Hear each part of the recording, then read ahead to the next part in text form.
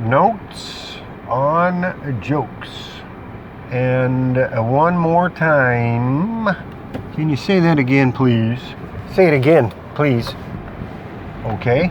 Can you tell me, though, what is it that I'm going to say again, please? Notes on jokes. Okay. Notes on jokes. Say it again. This time, though, pronounce it correctly. If you please, say it again. Sure. Just one question, though, that is this. What is it that I'm going to be saying again? It or please? Okay. It. Notes on jokes. Notes on jokes. That is it. Or in other words, what the topic of the program is today. As you would say, this is it. We're going to fix all of this in the post. We're going to edit in the post. Great. Okay, let's see here. Notes on jokes. And it's not gnokes on jokes. It's notes on a joke. So, next, please, if you would, could you shut that one down on this side? It's got a little interference there. Great, that's going to be even better. Thank you so much.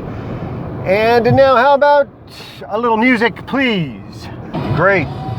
So, notes. Could you say that again, please? That's again, notice on a joke. How was that one? Pretty good. Pretty good. I think we'll go ahead and keep it. Okay, so now notes on jokes. Today I want to talk a little bit about, and this has to do with why and how you communicate. We would say with a brand or represented through a logo, and then you'd have a design where you would manipulate that logo or the image of that thing so that it will be aimed at a certain audience. For instance, Christian comedy. And I'm doing Christian comedy. And I am a Christian and I'm not doing worldly comedy. Not because I don't want to do worldly comedy. I couldn't care any less about doing any kind of comedy. I'm just telling jokes. My jokes, though, are Christian jokes.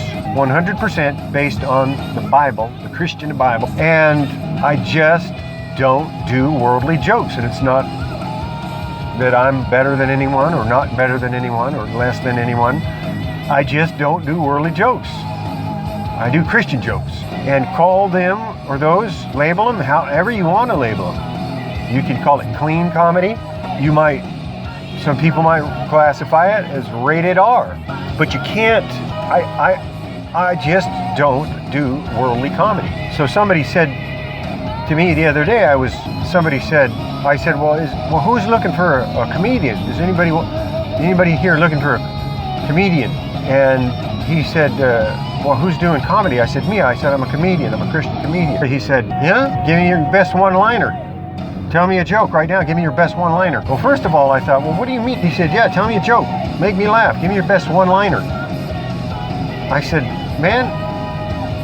hey, have you ever heard of Jesus? And he just looked at me and he said, have you ever heard of Jesus? And I said, yeah. I said, most people think that's hilarious. So I do Christian comedy first, but I can do clean comedy. I can do it. But it's just that I don't do worldly comedy. I don't do worldly jokes. So now, back to this idea of Christian comedy and not doing worldly comedy.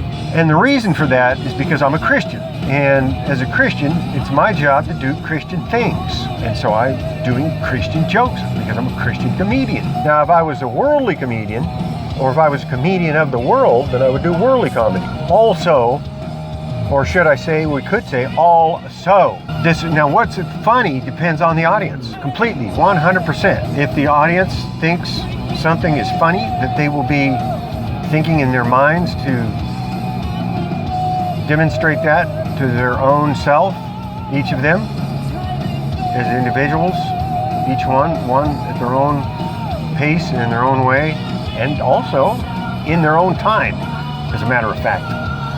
Because sometimes I'll have, like we said earlier, one of the other broadcasts, have a lot of people come up later and say, well, you know, I didn't get that last joke you told until 2-3 days or 2-3 weeks later, and then 3-4 months later down the road, even years later, that joke I still keep finding punchlines in that joke.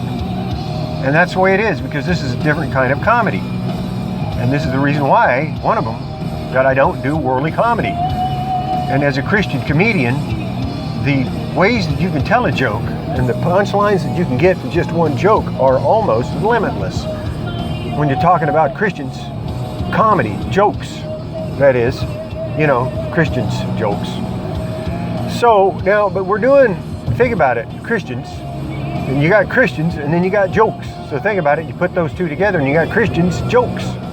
So these jokes are actually also Christian jokes. If you think about that, and often we'll talk about it, any of the performances that we'll often do. And when I say it's the audience, because we are performing together, it's the audience that decides what's funny or not. And if something's not funny, if the audience isn't feeling it inside their own head, as they might say at church, they're not feeling it. But then he's got or she's got to find a way to demonstrate that. And if they can, sometimes they'll go ahead and laugh out loud. Sometimes on purpose, sometimes it's just by accident. But either way, they're demonstrating something in whatever way they are willing or able or interested in showing or doing in front of public areas. Some people are very shy and they don't want to laugh in public. And other people will get up and they'll just leave. And which has happened frequently with me. And usually it has to do with that one or two or more of them is Christians. So, and these are people that will tell me, and they'll come up afterwards and say, well, are you a Christian? And then they'll want to know how I know that, and then they'll want to see where in the Bible I can prove to them that I'm a Christian. And then this is very important to Christians, that I can prove to them that I'm a Christian according to the Bible.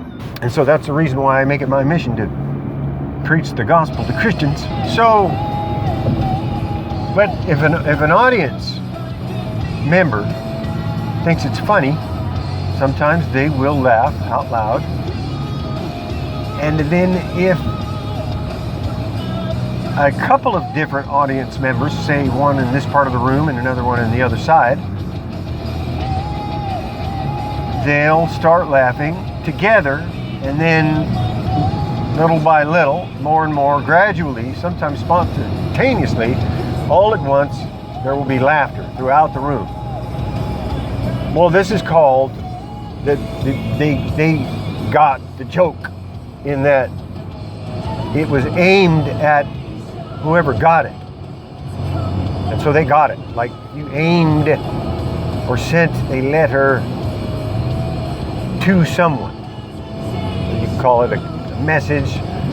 And then the means through which that is delivered is the way then that the joke will be delivered, the way the joke is told, or so on, or so forth as this manner.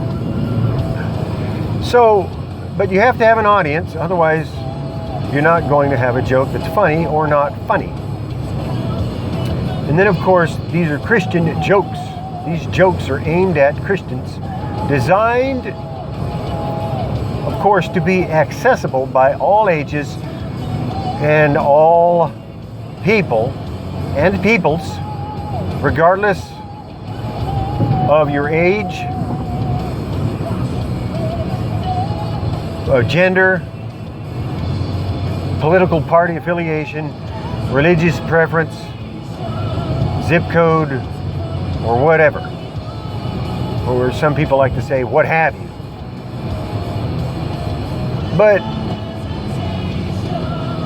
And it's clean too, if you want to call it that, because I can do clean comedy also.